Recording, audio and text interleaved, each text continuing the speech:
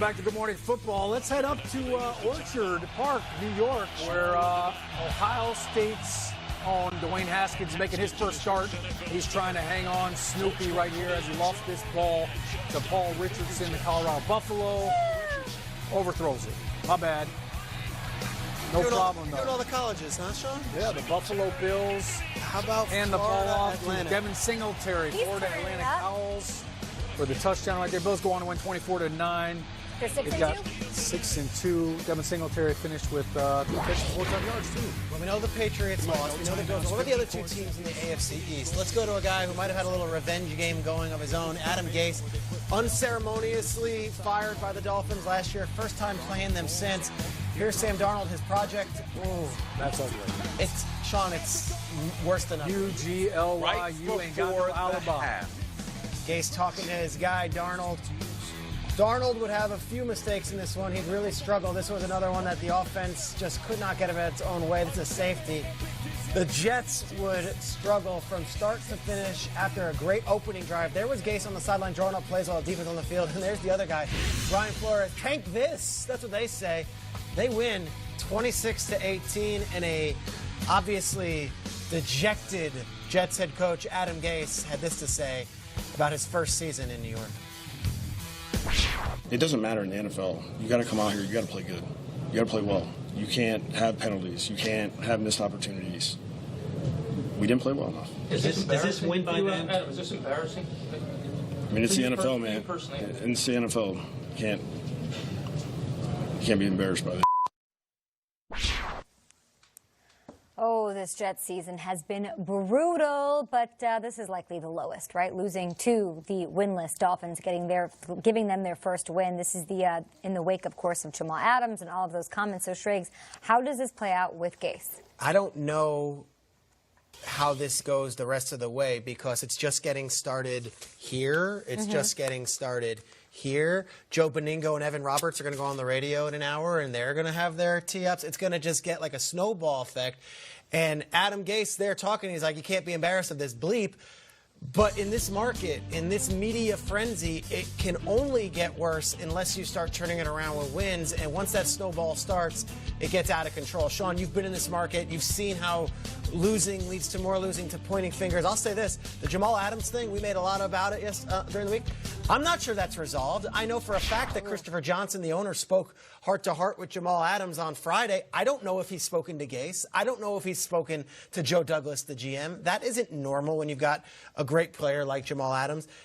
They seem to be galvanized as a team. Like, it seems like they're all saying the right things. And Le'Veon Bell's positive. And even Jamal Adams yesterday was like, we've got Coach Gase's back. Like, they seem to be there.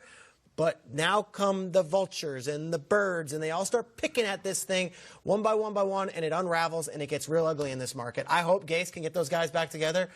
But that loss is as bad as it gets to lose to the Dolphins, a team that, for a lot of people's eyes, are the worst team in the NFL. Do you think Gase keeps his job the rest of the season?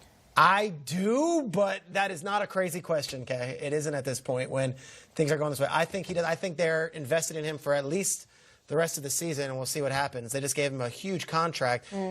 But woof, this is as bad as it's been for Adam Gase. Dolphins pick up their first win since the Miami Miracle. Remember that? Gronk on the field for that one. Kenyon Drake, who also doesn't play for the Dolphins a long time ago. So credit to the Dolphins for playing and giving Brian Flores that Gatorade shower that he deserves. That team might have been winless, but they show up, as you pointed out, every day. They are playing They give him a Gatorade shower in Miami. for one win. I love it. Like Gase is in SeaWorld, man. He got ate by the Dolphins, now he's dealing with the sharks. I like this Monday Nighter, Sean. I got nothing to say to that. I got Bosa Constrictor, Chum in the Water, Dolphins, Ace Ventura. What do you got?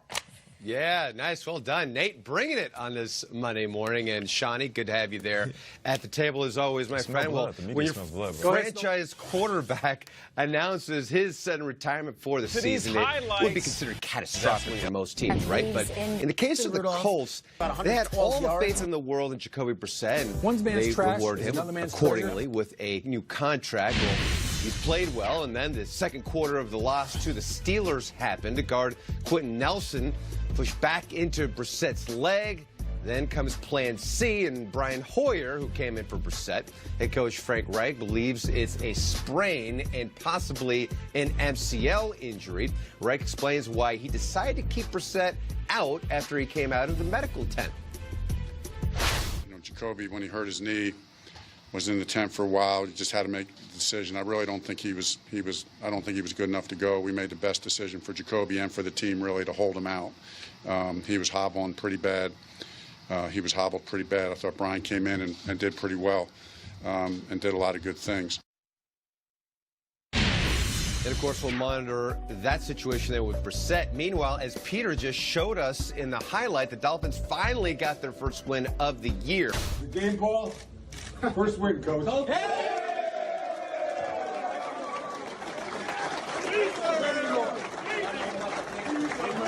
Let's not make this a one-time thing. Right. Let's go out here ready to practice, ready to play, and it's because of that work you guys put in. This didn't happen by accident. I'll tell you that right now. This did not happen by accident. All right? Turn me up, guys. How's it feel, fellas? How's it feel?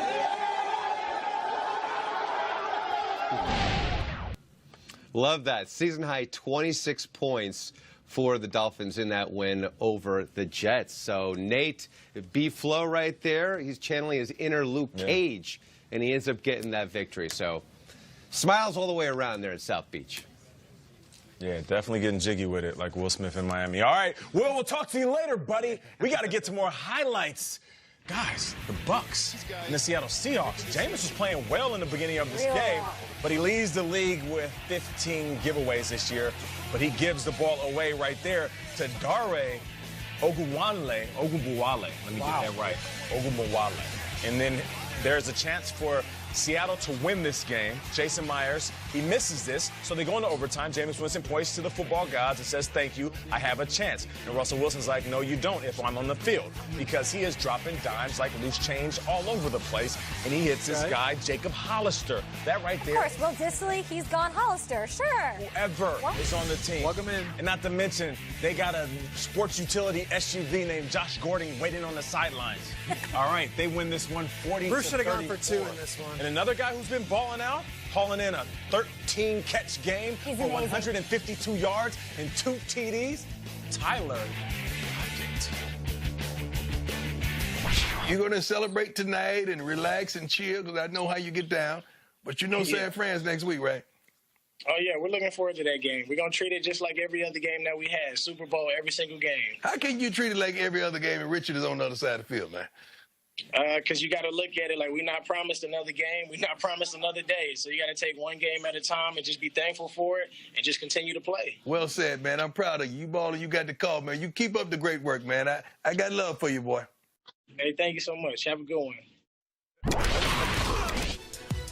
Love that. Tyler Lockett and Russell Wilson have the best chemistry in the league. My favorite bromance. Okay. Tweet me about it. The Eagles rolling. Are they contenders? Yeah. There it is. And they're on the bye week. We'll see what happens tonight. And the Chiefs show off their speed directly against the Vikings.